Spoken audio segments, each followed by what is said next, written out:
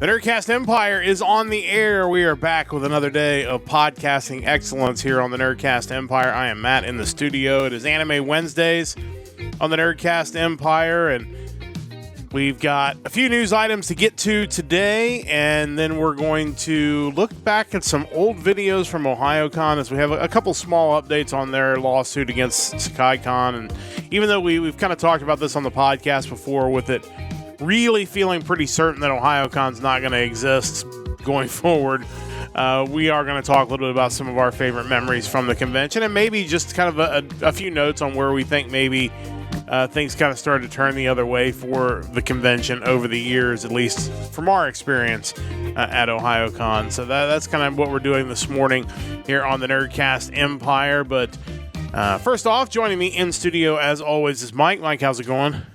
It's going. Yeah, not a whole lot to say today. Decent amount of news out there. Always ready to talk more Ohayocon because that is the story that never goes away.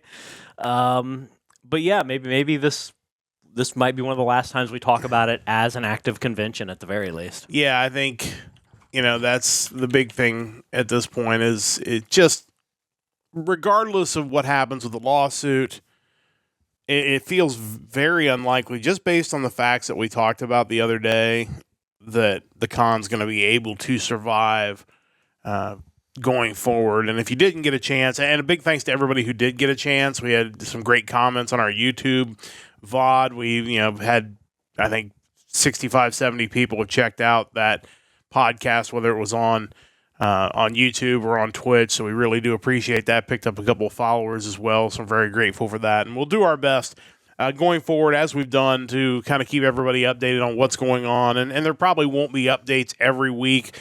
I think the next updates might come next week when the next hearing rolls around. So we'll certainly do our best to stay on top of it and keep you all updated. But I do really appreciate everybody for swinging by, and hopefully you'll hang around and listen to everything we've got to offer here on the Nerdcast Empire. And because there won't always be Ohayocon coverage, at least we certainly hope not. But we are going to just kind of reminisce again just a little bit, and again kind of explain why Ohayocon is the con that really kind of drove our anime fandom to a different level. And again, it's not so much celebrating who may have run the convention as much as just the place and the experience and the time that we spent at Ohayocon. So we're going to do that in the second part of today's show. Even got some really old video that we shot back in 2007, 2008 that we'll play a little bit of as well on the podcast. But let's get things started with some news items, and really the biggest news item coming out of Japan right now. And we just touched on it briefly during the last episode of I think it was on our last Wednesday. We talked about Fuji TV and a new president and just the scandal that's been going on there that has caused problems. Well, those problems aren't going away even with the change in leadership. It was noted by several different sources that a couple of the long-running shows that Fuji TV has, Sazai-san and Chibi Madoka-chan, ran without advertisers at the beginning of the show. And we're talking about shows that have run for decades in both of these cases. And to the fact that they had no advertiser slate on either one of these shows is certainly something to be very concerned about if there's any kind of chance these shows are going to continue. And Fuji TV also airs shows like the new Rurouni Kenshin, Honey Lemon Soda, Dragon Ball Daima, Bono Bono, and One Piece. So obviously One Piece and Dragon Ball Daima, a couple other shows that probably have extensive advertisers with them because they're very popular. And whether there will be ads going forward or not still remains to be seen. But this is a wild story, and sometimes with these scandals in Japan, it might take a little while. The Johnny scandal took a lot of years to kind of uncover, but once it does get uncovered, these companies usually don't mess around. And clearly these advertising companies over in Japan are like, no, we're not going to have anything to do with you. It's very fascinating to see where this goes from here. Is this a short-term thing to just kind of make a statement? or is this a long-term thing? And is there anything Fuji TV can do to kind of turn their reputation around?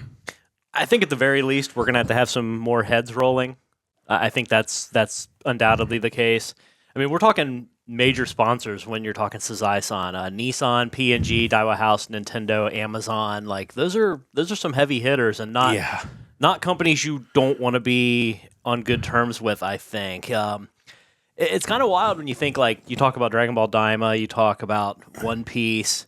It's like those are, obviously the Dragon Ball franchise is huge, so is One Piece. But then you have like Sazai-san. That began airing in 1969. Yeah. That is an institution. Think about how old The Simpsons is, and then think 20 years before that, Sazai-san was there. It could be the parent of The Simpsons. Yeah. Like, that's just staggering to me. And,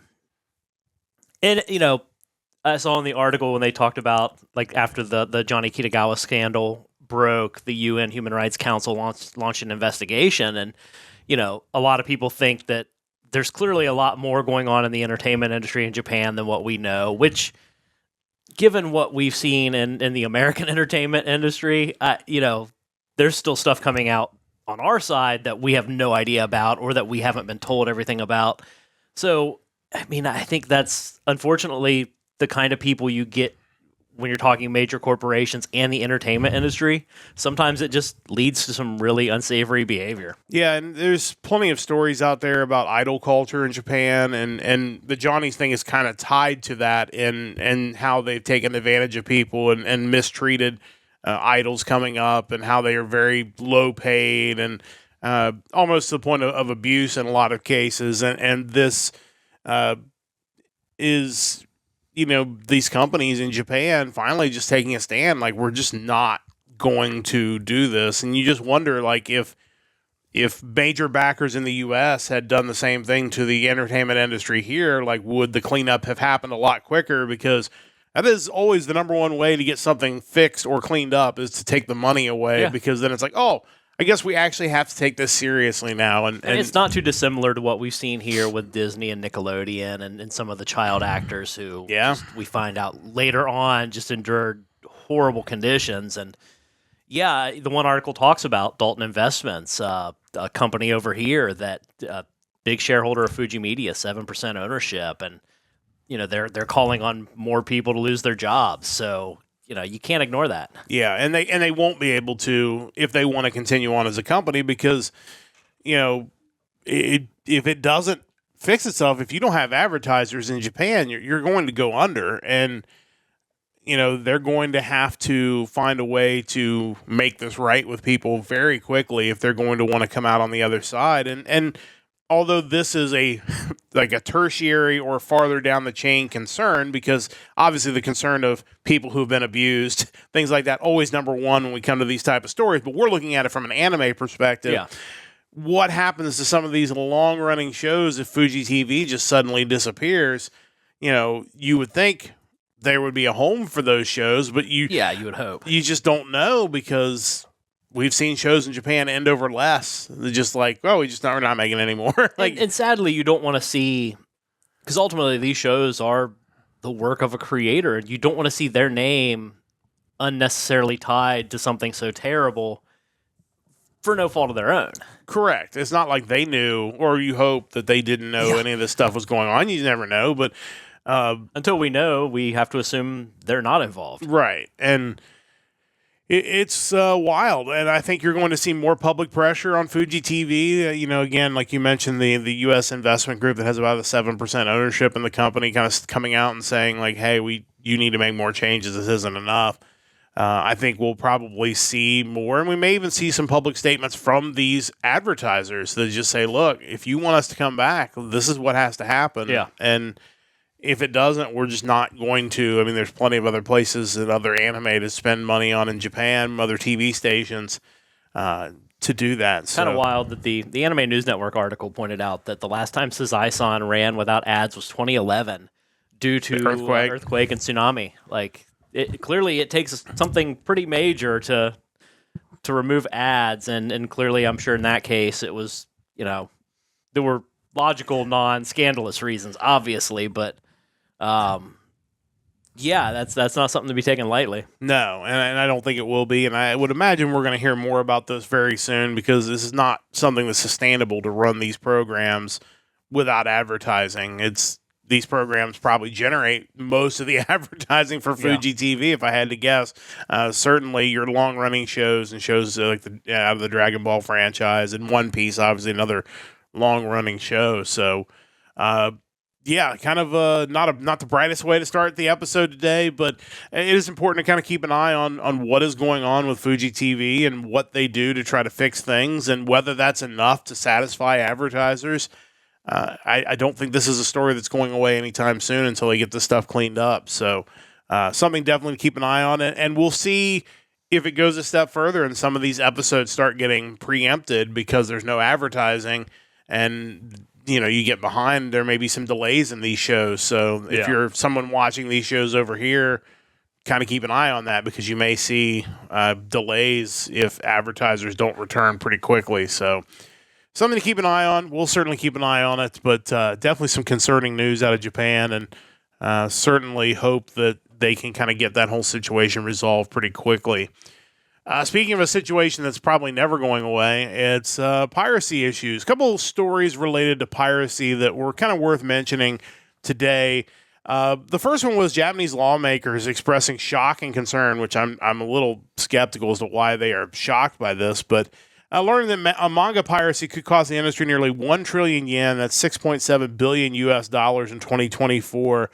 It says reversing years of progress in combating illegal distribution. In other words, the pirates are, as they usually do, are ahead of the piracy groups that are trying to take them down. And these illegal sites, according to an article on Anime Hunch, drew 1.5 billion visits per month internationally, which is an insane amount of visits. And it's worldwide now. It's not just in Japan. It's basically any country you can translate these manga into. People are out there doing that and getting them on the website. It's, like I said, it's one of those things that to us really isn't too surprising because we've read these stories pretty regularly, but clearly Japanese politicians a little surprised by that. And tying that in, there's a new bill being introduced in the U.S. that would, the headline is a little... little definitive for my liking, where it says it'll kill anime and other piracy. CBR.com, I mean, not slamming them for their clickbaity headline because that's what you do, but I am, of course, 100% skeptical that any bill that's passed is going to ban something that is already illegal. And you have all the laws on the books to be able to get these people now. Why do we need another one other than that these major companies in the U.S. are backing this, which, of course, is how business is done. But, first off, obviously the manga situation is alarming for sure. We talk a ton about anime, but there is a ton of manga out there. And secondly, obviously, you appreciate the effort to continue to try to combat it in the U.S. Unfortunately, it still feels like they're 3 steps behind, and probably it's very ambitious to believe that any bill passed by anybody is going to make major inroads on that anytime soon. Yeah, kind of going into the manga side of it, clearly translating large quantities of manga is getting easier and easier. And as a result, like it mentions in the article, translations of pirated manga are now readily available in English, Spanish, Vietnamese, Indonesian, Russian, French, and Italian. So it's all over the place. And they mentioned that like the local authorities in Vietnam seem to not necessarily be super vigilant as far as stopping anything, according to the ABJ. I thought what was interesting, too, is they mentioned that gaming, anime, and manga sectors generate 4.7 trillion yen from overseas markets. So that's a huge market that, unfortunately, they can't do a whole lot about because it's difficult to enforce laws internationally. For sure. But, yeah, it's always going to be an issue, and I think... My question still is, if you were to find a way to definitively cut the head off of the piracy hydra, essentially, would those people ultimately become paying customers? Because I just don't think many of them would. I think it's free, so I'll use it. But once you make me pay for it, they're not willing to pay the smallest amounts of a monthly subscription to access the stuff. Why would they do that if you took it away from them? I think... there was a tipping point in piracy in the late 2000s, before 2010, 2011, where fan subbing had become huge, and kind of like with the manga now, the video technology, the ability to capture and upload high quality video had kind of reached that point where it was really good. Yeah. And torrent sites were really, out there and pervasive. So like there was a time, I mean, I've admitted before that I used to download and watch episodes of shows that had not come over here because I just didn't, in a lot of cases, didn't think they would because we just kind of had that first bubble burst and, it was definitely looking kind of rough. Even before that, things just weren't that fast. They were not. Things were getting licensed. You might see them a year later. Or, it would be a year after they aired when they got licensed, and then there was another 6 months to a year, because that's the other thing is these conventions used to have these big announcements where they're like, we're licensing all these shows, and people get super excited, but they were shows that had already long since aired in Japan. It wasn't like, here are the current season shows that we have right now for you. I mean, the thought of like simul-dubbing and simulcasting was foreign back then. And that's what was one of the first things that basically started tipping, and why I stopped watching pirated anime was because more shows got licensed. They were licensed almost immediately, and now, of course, they come out the same season, and in some cases the same day they air in Japan. So it's like, you've done what I've asked you to do. You've given me a legal way to watch this stuff. You give me a subscription fee, I'm more than happy to pay that. There is a chunk of people that left the piracy world because of that. Now, having said that, like you said, there are a chunk of people that would never left because it still have to pay somebody and they still don't want to pay anybody. And those people you're probably never getting. The best case scenario, and this is why I was really perplexed with Crunchyroll's model, where Crunchyroll at one point offered like an ad-supported tier of anime where you could watch the stuff for free, you just had to watch ads. That still probably doesn't get that whole group, but that might get some of those people. That it's like, okay, I'm not a huge fan of ads, but I'm still getting it for free, and now I'm not getting 8 computer viruses when I download this episode. Maybe I'll go that route. That seems potentially more enticing to the older demographic of people who may pirate, because I think the younger you are, your willingness to watch ads probably decreases. Like I could get over it. That being said, I do subscribe beyond ad-free tiers, but I think the younger you are, the less likely you're going to want to sit through that. And to slightly defend those people too, some of these companies that run ads on their service have gotten more aggressive with the number of unskippable ads they run, like YouTube, for example. And again, I subscribe to YouTube Premium, so I don't see those ads. Twitch is brutal. Twitch is rough. As far as ads go. It is. So it's like, even though you're right, I think the older fans like us, we see the ads, we roll our eyes, we grumble, and we usually sit through them. Yeah. Like, these companies have gone past the point where young people are going to stick around and be like, I am not going to sit through 8 ads. That's ridiculous. And to some degree, they're right. So it's like, again, those people you're probably never going to get. You do obviously want to try to shrink that group as much as possible. And I still think, to some degree, ad-supported free content is a good way to do that. I don't think you're going to put the newest stuff in that tier, which means you're still losing out to people that need it right now, the day it comes out in Japan. But again, you're really kind of trying to chip around the edges and see if you can pick up a chunk of those people. It's like, all right, we're going to give it to you in 3 months, and we're going to put an ad on, every 10 pages you read or something like that. I think another part of the problem, though, is when you talk about kind of the subscription model of, hey, there's a lower priced ad-supported tier than a more expensive ad-free tier.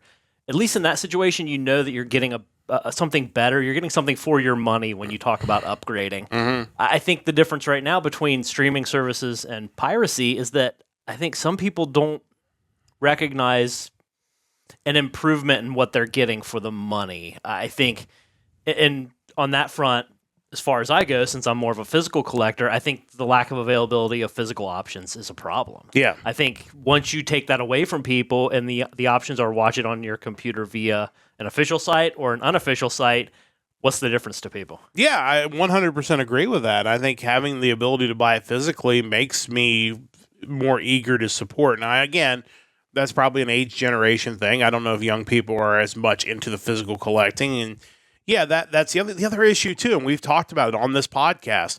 Some of the questions about Crunchyroll and the quality of their subtitles, and errors and possibly machine translation and stuff like that. You're getting to the point where these people who are fan subbing this stuff are doing a better job because you're not using professional translators anymore. You're having people do it that aren't native speakers, or you're having machines do it.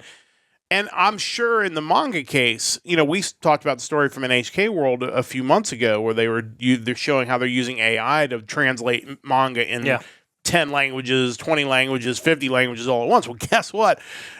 Other people can get that technology too, and maybe it's not as clean, maybe it's not as good, but it gets the point across, and that's what these people are using to mass translate this stuff and upload it and have it everywhere quickly, which again, that quick delivery is still a big part of what attracts people to pirated stuff, is that it's there, it's faster, I can just watch it and just move on with it. I think there's a need, and this may just be a human thing in general, to be current. You don't want to feel like you're always behind what's fresh. And it would be like, I've thought about watching The Sopranos because, it's supposed to be a really great show, but, some of that incentive is gone, and that no one's going to be talking about The Sopranos since, 2005. So, that's a thing. If I know there's a show out there that I could be watching, but the company who licensed it in America hasn't shown it to me yet, there's going to be that incentive to find other means. And again, it's part of the social media era. It's,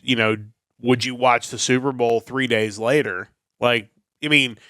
Maybe if you're just crazy, or you can somehow cut yourself off from the outside world and not see the results, but there is part of watching the Super Bowl that you can follow along on social media with other people watching the Super Bowl. It's a shared experience. It is. And that's, again, part of how they have built this society, I guess, to, drive you to get that feeling of needing it right now because everybody else has it right now. I want it right now too. So it's in some ways brilliant, in other ways kind of creepy, but, the same thing's true with anime. Like, if you can't get it right now when everybody's talking about it, do I want it in 6 months? Maybe, maybe not. Do I want it in 6 years? Probably not, if it's something new. We try to make a point to go back and watch old stuff, but it is sometimes hard to jump into an old show that you even want to watch just because not everyone's getting online and talking about it. And I think that's a lot of what drives what I watch now, is the fact that I'm getting online and talking about anime. If there's something huge from 2014 I didn't watch, I should probably go back and watch it at some point. Yeah. But not everyone's in that boat. Right. Kind of going into that bill that you mentioned, the article about the anti-piracy. The Foreign Anti-Digital Piracy Act. I understand it. I think I'm a little concerned when you start talking about, hey, we're going to go after the providers, your Cloudflares, your Googles, and broadband providers, to basically tell them to block customers' access to sites. I think while this may be good intentioned right now, and they do mention that they don't intend on restricting user access to things like VPNs, it feels like a slippery slope. Yeah, I feel like this is maybe step 0.5 or step 1 into something that's going to lead into, well, we just don't think you need to see that site, so we're going to tell Google to not let you see that site. I don't like that, because ultimately, in some weird way, we're not the ones doing the illegal activity. This feels like you're, at the very least, tangentially punishing us for it. Yeah, I'm never a fan of that kind of stuff, because all it takes is for somebody who thinks they have your best interest in mind to decide what you can and can't see, and now you're China. Yeah. Now you're basically communist China, where websites are blocked and censored, and that's, nobody needs that anywhere. And again, not to get too political, but I think anytime you don't tell the government, hey, you can control this for me, I think that's a good thing. Just maybe keep them out of it. Yeah, I think I would agree with that. And again, even beyond that, it's not going to work.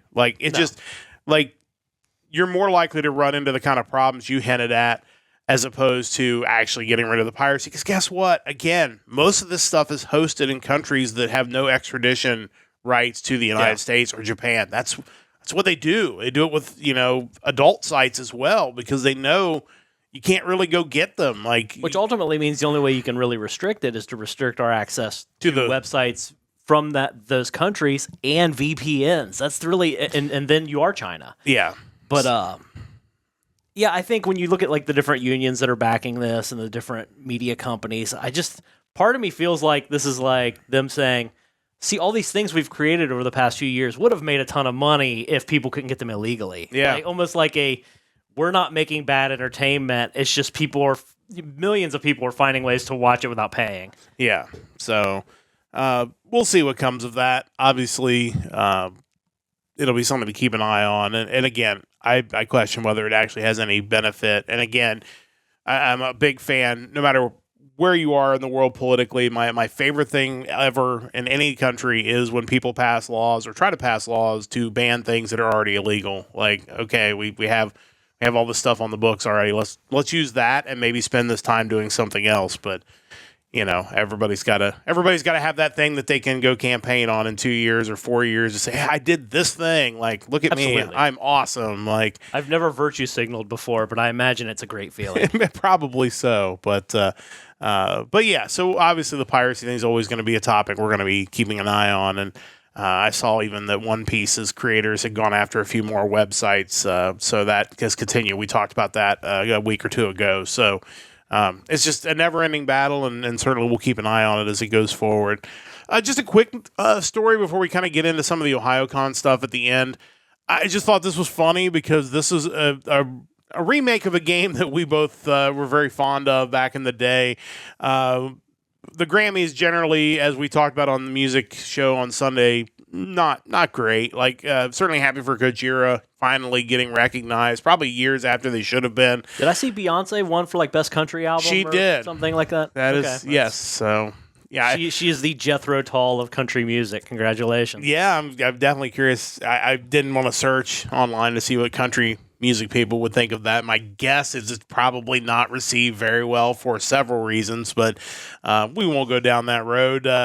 Instead, we'll talk about video games, and congratulations to the folks behind Wizardry, the remake of the original game, Wizardry Proving Ground in the Mad Overlord, for winning a Grammy for Best Score Soundtrack for Video Games and Other Interactive Media.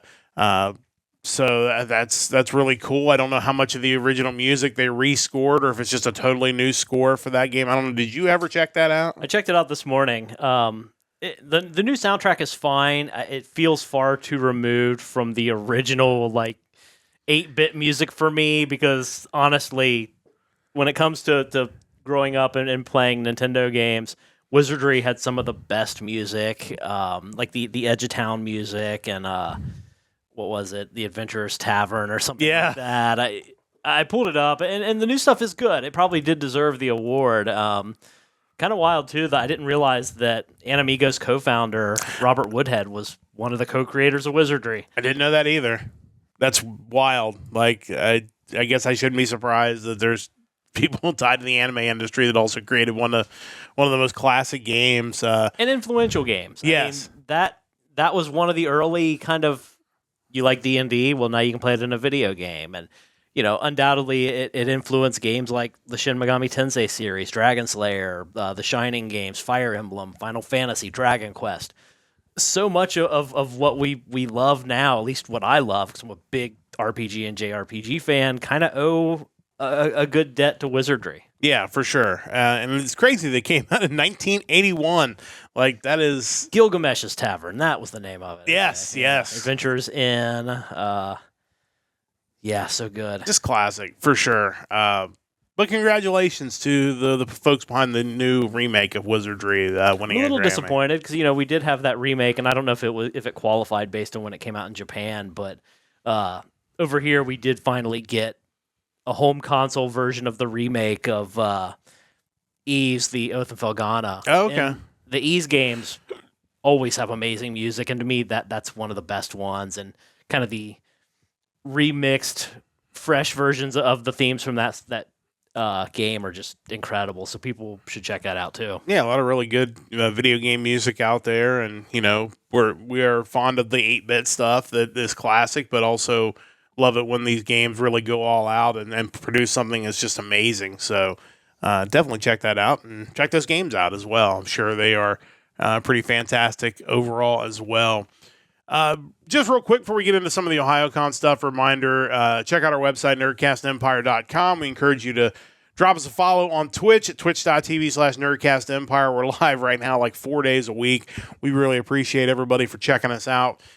Coming up on Friday, it'll be another episode of the Nerdcast News Report. All the news you need going into the weekend. Join us at 9 a.m. Eastern Time on Friday for the Nerdcast News Report. We'll be back on Sunday night for another episode of Music Weekly. It'll be the music of January the 24th coming up this week. We had a really good week of music last week. Looking forward, hopefully, to another good week of music this week. So be sure to join us for that. And then, of course, on Monday, we'll be back with another episode of the Nerdcast News Report at 9 a.m. Eastern Time. Not a ton going on in the Ohayocon Sekai Guild lawsuit, but I did want to just pass along a couple of small updates that people might have noticed if they went to the Hamilton County website. First was on Monday. The official temporary restraining order was filed, which included all the date stamps and all the blanks filled in. I think there was some confusion about how it looked a little bit different, and people thought there were some major changes. What it looked like to me is that they went back and edited it to basically separate the two sections of the TRO, which basically the first section explains why a TRO was necessary, and the second being the actionable items for the defendants that they needed to do. Before they were all kind of included in one long numbered list. They split them into two sections, I think just for clarity purposes. So that was done on Monday. They also have the dates of when the temporary restraining order ends, when the next hearing is, just all the procedural stuff. Nothing that's really earth-shattering in that filing. Just noted that it was done on Monday. And then on Tuesday, the rules of the court basically were filed that kind of explain the procedure of how the court case will go, what is required of each side. They even include a Zoom link with a password for the parties to use throughout, which is interesting to me. I don't know if that's something that observers can get on or if it's just for the people that are involved. Maybe I'm old, I am, but the thought that they could have these conferences via video conference, which is kind of like, when you read through it, they kind of make it sound like that's just what you do. Mm-hmm. Like, if you can't do that, let us know and we'll meet physically. But it's just like, that seems wild to me. It is. And I think, some of that is just for speeding these processes along, trying to, because obviously one of the things we're guaranteed is, right to speedy trial. And as is noted in that procedure of the court, which people should read just to kind of become more familiar with what has happening, they noted that the docket is very, very full. And obviously priority with a court docket is always going to be your criminal cases, your severe issues that need to be heard rather quickly. So things like civil suits sometimes kind of take a backseat to that in the scheduling. So they noted, like, even though that one hearing was scheduled for April, it is possible that it could get pushed back just because of the docket being too full. So I think that's where it's like, we're going to use these Zoom links to maybe what they're always encouraging. I think that's the one thing when you read this, you're going to get the vibe of is they're always trying to encourage these parties to settle and resolve the issue before you actually have to go to court. Don't think that's going to happen in this case, but that's just a general procedure when you're talking about a civil case. That, like, look, if you guys can get together with your attorneys and hammer out some sort of agreement and we can just do that and then we don't have to spend any time in court, that's the best thing for the court.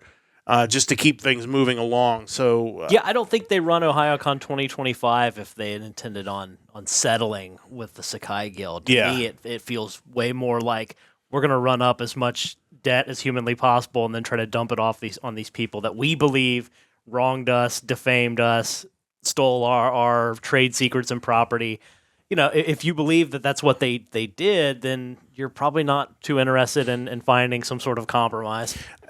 The only counter to that, and you're 100% right. Like, there's nothing about what has happened as far as the events that would lead you to believe that there is going to be a compromise. The only counter to that is once you get to the point where you've issued the temporary restraining order and clearly you've served all these people, then it's really the job of the attorney for the plaintiff to sit down with the people who are making the suit and letting them know, like, this is what I believe your chances are of winning this case. Yeah. This is what I believe you actually realistically have a chance to get out of this case. And then it's up to the plaintiffs to decide, is that reward enough to justify billable hours, the potential to lose, and possibly have to pay for the defendant's billable hours? Like, that's when you really kind of sit down and break down the situation and Sure. decide, hey, you made this suit. Like, what are the must-haves? That's the one thing you want to start with. What are the must-haves that you have to get out of this, whether it's simply getting the Discord, getting the website, getting the social media, whatever that may be, getting any physical items that you believe that have been taken, which again is kind of vague and we really don't know what that means. Or are you looking for punitive damages? And then if you are, here's what I think based on this, and this is your realistic chance of getting these, because, you don't want a lawsuit to be a lottery ticket. You don't want to, or a bet on a long shot sports team. Like, you don't want to be in a situation where the attorney doesn't tell you, like, hey, I know you want to get $150,000 out of this, but the realistic opportunity is that you're probably not going to get that.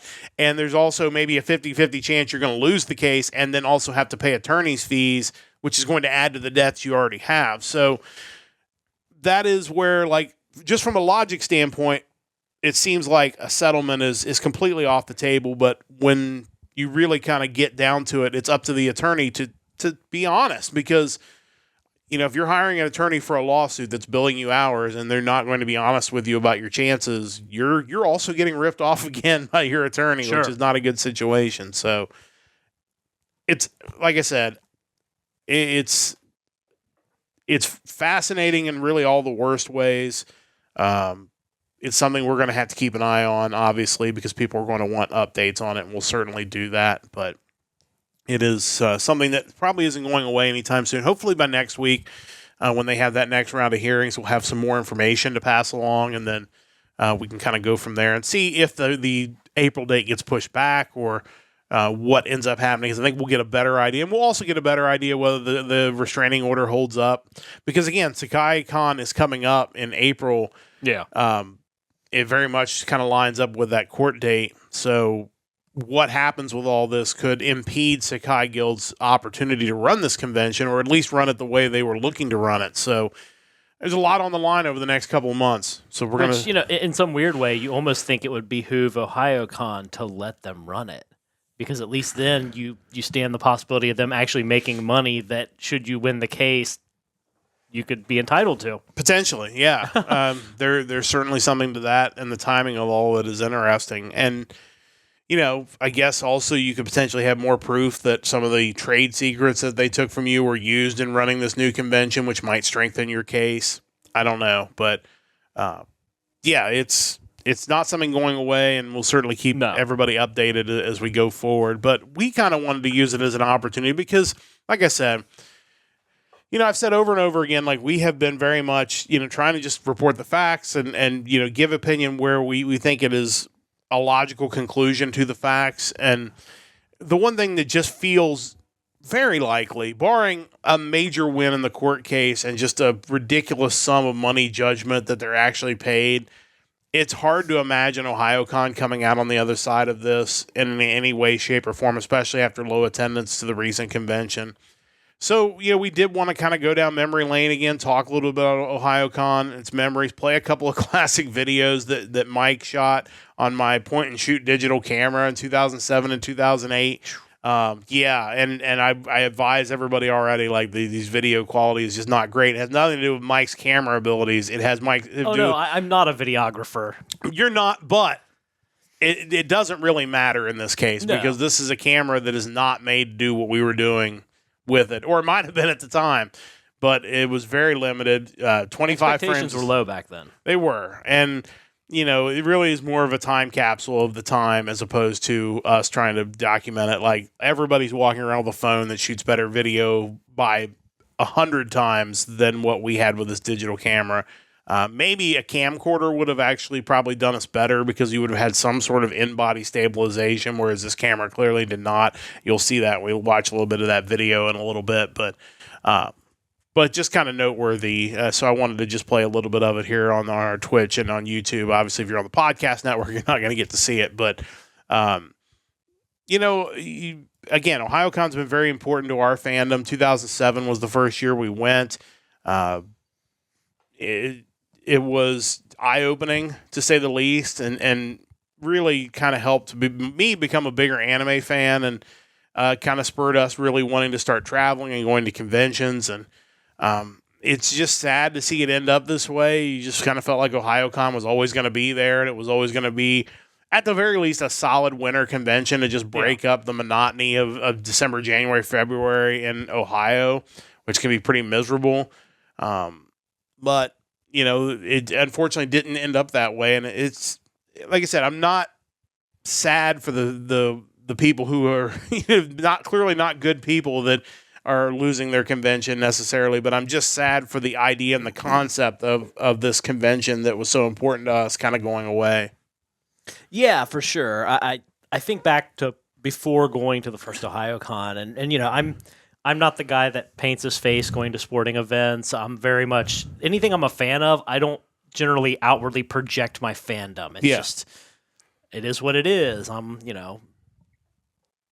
jeans and T-shirt guy. Like, that's just me. So the first time we stepped into the Hyatt Regency in the convention center for the first Ohayocon in 2007, I was just kind of taken aback by seeing just the amount of passion people have toward characters and anime in general. Seeing that first cosplayer as Gaara, like, right up the steps was just like, wow, this is something different for sure. And I think beyond just the guests and the panels and whatnot, I think, to your point, just the timing of it was so great. It aligned perfectly with kind of your after the holidays. You just want winter to be over with. Typically, it would fall during the NFL playoffs and the Australian Open tennis tournament. Yeah. So that was always cool. You wake up fairly early so you can get downstairs for breakfast, and tennis is still on. That's something I'll always equate back to Ohayocon. Some of my early shows I watched were pretty heavily ADV shows. Mm-hmm. So it just so happened that Ohayocon at the time was also pretty well in bed with ADV as far as the guests. So immediately you had guests whose voices you thought of fondly, and that was always a big deal to me too. But it's crazy that in its current state, it just doesn't resemble what it used to be back in 2007, 2010-ish. Yeah, and we're going to kind of speculate in a moment on what might have caused that, or at least what we think might have caused the downturn, but I do want to play a little bit of these videos. And again, like... Those are rough. Yeah, the crazy thing is Mike's getting a chance to see it paused, and then we'll post it here in a moment, and you'll get a chance to see it paused as well. You'll see kind of how blurry it is. Let me get the other video out of there real quick. We'll reduce that. And for some reason, it's still showing up on my screen, which is kind of weird. Let me just close that video, and then we'll take care of that. It's the 2008 version of the video, and it's still showing up. Why? There. Or no. Let's try. All right, technology is wonderful. Let's just close the whole thing out. If I close the whole program out, maybe it will go away. But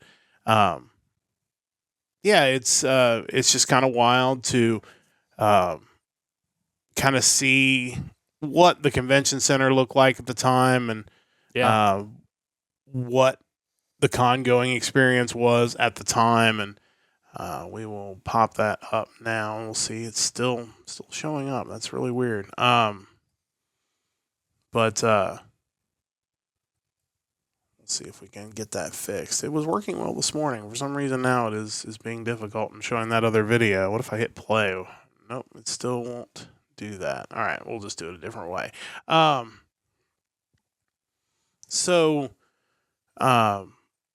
It is definitely kind of a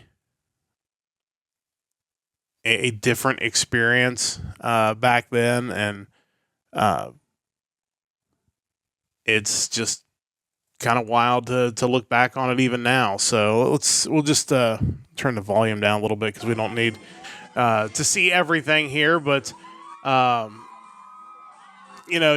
this is a video. It's just people, basically near where the Spoonie Bards were, just basically partying out. And again, you can see this camera. And the first thing about this camera is, I didn't know at the time in 2007 anything about frame rates or anything like that. Like, this is something that...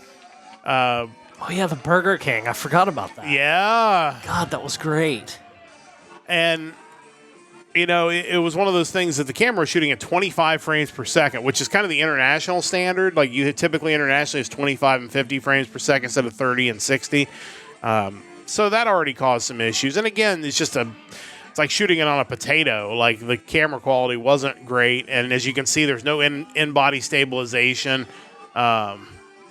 So that causes the shakiness. And unfortunately, when you're dealing with something that's this old, it's hard to get an AI program to even like try to clean it up. I did clean the audio up on this just a little bit, but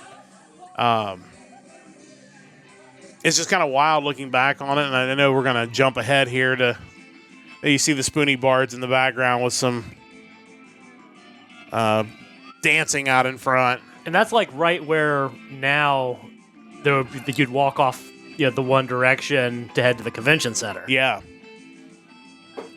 And, in 2007, I don't know if there was anything in the convention center outside of maybe like one of the dealer rooms in like the upstairs ballroom. Like, yeah, I don't think they used any of the actual convention center proper for this convention. I think we looked at the number, there were like about 7,000 there in 2007. Something like that. On that. So it was the point where obviously the Hyatt was pretty crowded with that many people. Yeah. And all the panels there. And we're going to see a shot. I can't remember if it's in this video or in the next video. But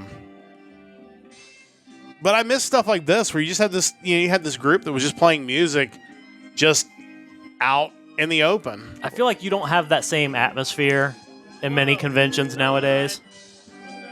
And maybe there's a reason for that, but it's hard to beat, especially for your first convention, walking into something like this. It was just something so different to me. Yeah, this was my image of what a convention was. And there's the cat bus, like 10-second video of that, and there is the cat bus. But it's it's wild to look back on. It's just such a time capsule on what 2007 was, which is 18 years ago. Like, that's the sickening thing, really.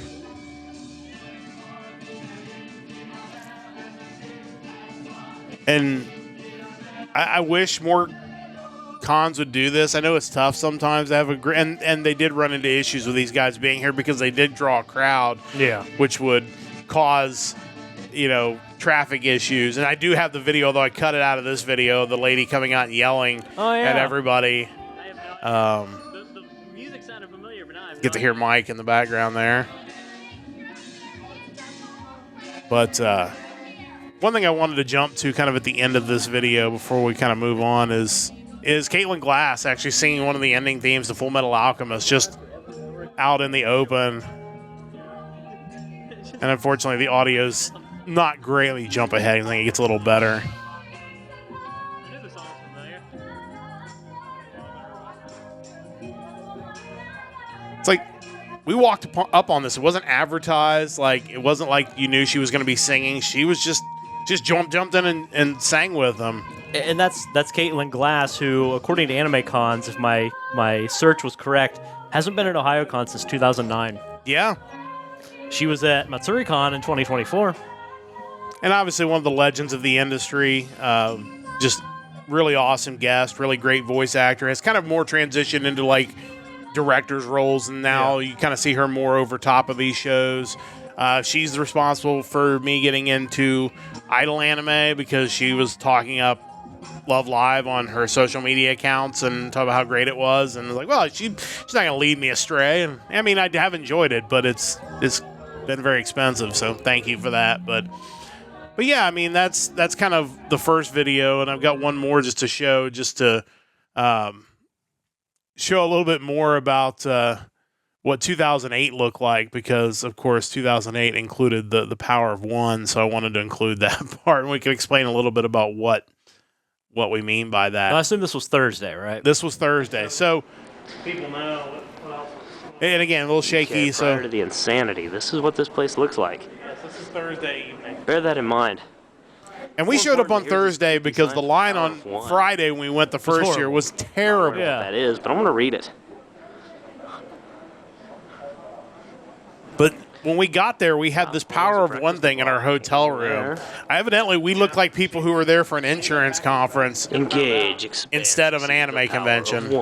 Weirdly enough, it wouldn't be until 5 years later that I actually started working in the insurance. So they knew already. I'm not really sure what that's about.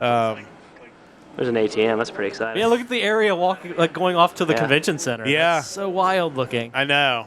Even like the meeting rooms, which have been renovated. Yeah, the walls even look different now. They have like a feature kind of decorative thing all over them. Yeah. You won't want to miss it. This is a pretty short video. This is the next day. All right. Maybe back down the volume a little bit. When this place was entirely empty, to now see a ridiculous sum of people. This would have been Friday. Still advertising the power of one. People taking pictures over here. That's exciting. Over here, another picture-taking booth.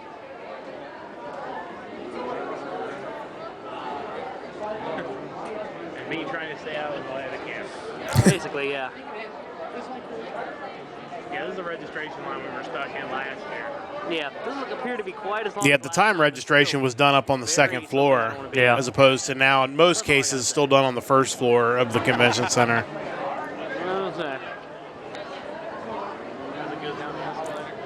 Yeah. Is that what you're talking about? Or? Yes, very much so. That is awesome. Now, the question is, wouldn't you run into a couple situations where Then the video cut off. I'll never know what I said there. it is the dealer room? My God. There's the dealer room, which was one of the upstairs ballrooms. I hated that being the dealer room. It was bad. Fortunately, Because they usually have the artists like in the upstairs part, right? because Yeah.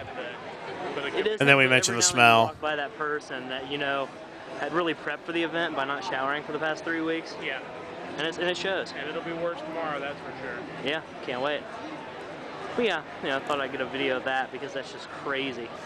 So yeah. Also, some videos that I didn't include in this of you enjoying the big bar on two. What we're But on now is the line of people hoping to get into the elevator to go upwards. Needless to say, I will not be returning to my room anytime soon. All we need is... There's a picture from the first floor of the same thing. Not as many people. elevators were a problem before the wristbands. There's Yeah. some people on the third floor as well. And this would have been after Anime Hell or something where we were trying to get back. Probably. And Probably a better way to get on the down elevator, unfortunately. yeah, I think that wraps that video up. Kind of a short video there, but real quick before we get into kind of where we think things went, just thoughts on looking back on that all these years later. That's crazy, and I'm really terrible at narrating videos, but To be fair, like how often had you ever narrated a video before then? how often had I shot a video back then? Yeah. How often do I do it now? You watch it and you just think everything about that felt more positive than I felt about most conventions in modern day, short of maybe Animazement. If you could find a way to recapture that feeling in a convention, I think you'd really be onto something. Yeah, and maybe someday we'll get the chance to do that. Like it's kind of one of the things I would still really like to do as part of this whole project is to have some sort of event that is the Nerdcast Empire's con or something, but try to find a way to do that, to make it a place I was where thinking like Wayne Stock. We could have a concert festival. nobody's ever done that before, so Yeah. that would be perfect. But yeah, you're right. There was something, and obviously part of it was still a new experience. The first year we stayed at the Red Roof Inn across the way, and it was another year where it was unusually warm in Ohio. Yeah. So it wasn't a bad experience. The next year, and kind of for many years beyond that, we stayed at the Hyatt. We would eventually go across the road to what is now the Sonesta and stay there. And then in 2018, we actually got an Airbnb, which I'm not even sure. Like, I have to assume it was a case where we were not going to go and then decided to go at the last minute, and the hotels were all sold out, and we ended up having to get an Airbnb in Columbus. Yeah, I can't remember what drove that decision. Yeah, to be honest. which, I mean, it was fine, but there is nothing better than a hotel, and that's even more true now than it was back then. But yeah, it's when we talk fondly about it, those are the memories that we think about, which is why what has happened to the con is just so sad, because it was some of my favorite memories were those first few years in anime hell and the Kick Punch Quap people that would put on the game show and the metal game and a lot of other just random panels that they would do. And even like the some of the actor guests, especially the ADV people, were just always so entertaining. And I feel like, for whatever reason, that era is gone. And I know you kind of did a deep dive, and that kind of jumps into our next topic. Well, we looked at the classic videos. I forgot to move that forward, but there's that. And then kind of when things change, I know you kind of broke down like, some of the guests and what that has looked like. And again, we're not necessarily pinning this on any one particular guest or whatever it may be. It's just, there was definitely a change into who was being invited and who wasn't being invited anymore. And I think that at least had something to do with a little bit of the quality of the convention from a certain point on. Yeah, and I didn't do anything too formally as far as investigating this or charting out anything too serious. But, I think early on I mentioned that this was so heavily ADV with some Funimation thrown in every year. Like that's just how it was. You had like the Ayers brothers every year. And, looking at it, Greg Ayers was a guest at Ohayocon from 2004 to 2016. Like the guy was heavily involved in the convention. Like he was actually on the staff. He did a lot of the DJ setup and everything like that. He had a really good panel on piracy, in fact, and bootlegging. And which was great for a new fan that was going into dealer rooms not knowing so many of the ways to tell if something was real or not. Yeah, I loved it. That being said, he's been at Anime Midwest 11 times since 2012. So he's out there doing cons still. Like, why? What happened between he and Ohayocon? I'd love to know. I mentioned Caitlin Glass was there from 2007 and 2009. Not since. She has been at MatsuriCon 2009, 2019, and 2024. So, she's out there. You have Matt Greenfield, who was a regular from 2006 to 2010, made an appearance in 2013 and in 2020, but, he was another classic, obviously kind of the head guy at ADV, so that was always a big thing. Tiffany Grant, her last appearance was 2013. Yeah, she was great.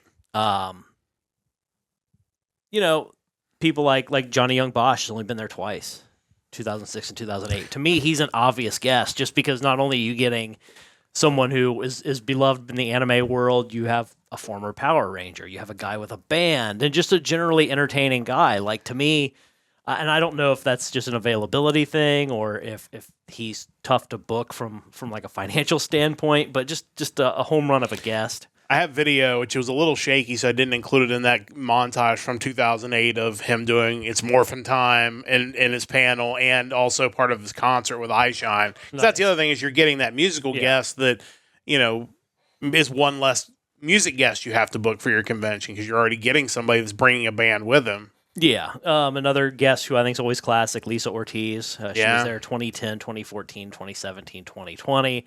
And then, unfortunately, you do kind of have to mention some of the issues that took place in Funimation, because there were guests from Funimation that you enjoyed seeing fairly regularly that, after a lot of the stuff with like the Vic Mignogna situation and Monica Rial, like that just isn't the same anymore. Vic hasn't been invited since 2014. You don't really see, you don't see any of them in the same light that you used to, no matter which side of that dispute you're on. And I think that kind of killed a lot of those early years where you just thought all these people were really entertaining and really got along, and it's you don't see it the same way anymore. Yeah, and again, it's some degree like tough because you think about the people you work with at your job, and to the outside person, they might see your interaction with these people and think, oh, you're all good friends. Yeah, everything's wonderful, and it's rarely, there are very few jobs that it's rarely that way. Like, this maybe doesn't get as negative as that situation, but there are times it does. Like, so it's, it's a lot different when you're around somebody every day and working with them compared to the occasional con visit where you're really just getting a small glimpse into what they're like at a time where they're really trying to be outgoing and positive because they're trying to. And there were a number of kind of individual or two-time guests that I didn't list that you're like, what have we not made more effort to bring these people back. And I understand there's a lot of personal preference there, and I often kind of talk down the idea of having the same guests every year, but I think if you find some that bring something interesting to the party every year, I can understand that. I still think you do need to cycle through them a little more frequently, but it was really just, it's hard to compete with the early year guests, and I think not having a lot of them around is one of the negatives of the con now. The two other big things, one that Ohayocon hasn't ever really done a good job. Now, we'll give them credit. They did do a better job, actually, at the one that was just completed, is having, Japanese people or people that are involved in like Japanese history or Japanese culture come in and do panels. Animazement does an amazing job of this, probably is the standard on the East Coast outside of your big conventions. But, they did have the sumo group in Dayton come in. So Samurai Dan, who should, is a staple of really any good convention. I think more of that is good. I think having you could have had somebody from Ohio State come over and talk about Japanese history or how it relates to anime. Like there's absolutely opportunities for that. The other thing too, when you're bringing in voice actor guests, like I think it's not always possible today because as we've talked about before, the way things are dubbed nowadays with the simuldubs, it's not always possible to get the cast of every show. But like if you can take a show like let's say My Hero Academia, for example, and advertise that 4 or 5 of the main characters from that show are coming to your convention, I think it's a great way to bring in fans of that show that are coming to see a panel with those 4 or 5 actors. I think that's a great way to not just bring in random voice actors, but it's like, here's you love Black Clover, here's the top 4 or 5 voice actors from Black Clover that are coming in to do something. I think then if you're a Black Clover fan, you might be willing to drive a little farther to sit in on this panel involving all these voice actors. Yeah, I feel like gaming conventions around here tend to do a better job with that, where it's like, hey, this year we're having all these people from Halo. Yeah. Awesome. Like, here we're having all these motion capture people from Mortal Kombat. Like, I feel like for whatever reason, they've had a better job at kind of sticking to a theme. But yeah, I think that would always be a good idea too. And I think, again, and that's really kind of a good point, is that it is probably easier to get the voice cast from Halo because there's not new episodes of Halo coming out every week that you've got to dub. Yeah. So like that makes sense, and it's smart to do that. I just think if you can find a way to try to do that, I think it's just smart. You're bringing in people that are coming in not just to see the actors, but also that are fans of the show. Which makes a ton of sense. I think it might have been Ohayocon that did it the one year where they had a bunch of the people from Beck there, which is, you have Greg Ayers already, so that's the start. But, they actually did like a concert singing songs from the show, like it's stuff like that, like stuff that gives you an experience tied to a show that you're not going to get anywhere else. I think that's always a plus. I mean, that is, yes, you can have repeat guests, you can have all that stuff, but it's like any other entertainment thing, and a convention is entertainment. What are you doing as a con to bring me in the door that makes your event something I can't miss? And to be completely honest and fair, Ohayocon for a lot of years for us was a vacation to get out of town, to go to Columbus, to see the Blue Jackets, to go eat at Mikey's Late Night Slice, to get in a hotel room for a few days to get away from work and whatever else. And it happened to have an anime convention going on there. Like, it wasn't like, well, we have to go to Ohayocon to see this thing outside of Anime Hell, which was hit and miss in all the best ways. Because it was Anime Hell. Sometimes it was amazing. Sometimes it was cringeworthy. And it was always must see. And the game show and the Kick Punch Co-op people and everything those guys did, those were the things you were excited to go see. And really the rest of the con was just like, it's here if we want to drop in on something. But there were a lot of those conventions we spent as much time either outside of the hotel or in our room watching something because there just was like, okay, what's next? All right, that's 4 hours from now. Let's go back up to the room. Let's hang out. Like, I never get that vibe in Animazement. The 2 years we've been, we spend a ton of time at the convention site because there's always something to do, which means it can be done. It's not that feeling from 2007, 2008. That's kind of the point I'm getting to. It doesn't have to be gone. Like, you can still build a convention that makes you feel that way. And that should be the goal for no matter what convention you're running and what fandom, your goal is to make people feel like we felt in 2007, 2008. And if you do that, You can have panels there that I don't care about, and that's completely okay. But if you can make me feel that way about the stuff that I want to see, then I'll sign up and go to your convention every year because that's the experience I want to have. Yeah, I think kind of two pieces, if you had to consult them and give them advice of things you might want to think about, is the way I see it, anime conventions kind of have three main pillars that you have to think about, and that's anime, gaming, and Japanese culture. I think if you start there and that's where you build your programming out, that's a good start. And I think the importance of fan panelists, it's probably something that in the early years I took for granted, and then as the years went on and we started discovering some of these people that were putting on really good panels, and you kind of change your mind where you're like, hey, this is the lifeblood of the community. These are people that care enough about mecha shows from the 80s to do an hour panel about it. Like there's something really amazing about that. And I think Ohayocon presently has some vacancies there that need to be addressed. Yeah, and I think if you can find a way to have a group of great fan panelists, do what you can to make them happy, get them coming back, because they're people, as we did for many years, who will literally pay you $80 for a weekend to go see those people. Yeah. And to go to the dealer room. And really that's, if you've done that, you've won. So, yeah, it's, again, this is not meant to be, anything regarding the ownership of Ohayocon. It really is more about just our feelings and why this convention was important to us, kind of going up through our fandom. So, probably the last time we'll do this, unless we have some sort of anniversary or something, we need to mention it. But we'll certainly keep you up to date on what the latest in the Ohayocon situation is.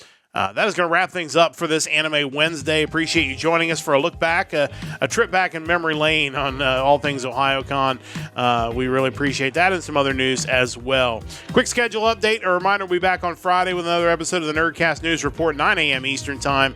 We'll get you all the news you need before the weekend. And then Sunday night, another episode of Music Weekly. It's the music of January the 24th coming up this Sunday. Big thanks to everyone for joining us. A big thanks to everyone who's reached out to us through this whole thing. We really appreciate that, and we'll do our best to keep you up to date here on the Nerdcast Empire as we go forward. And a big thanks to Mike for joining me this morning. Big thanks for you for tuning in wherever you have done so. That's going to wrap things up for the entire crew. I'm Matt saying so long. Don't forget to join the Empire, the Nerdcast Empire.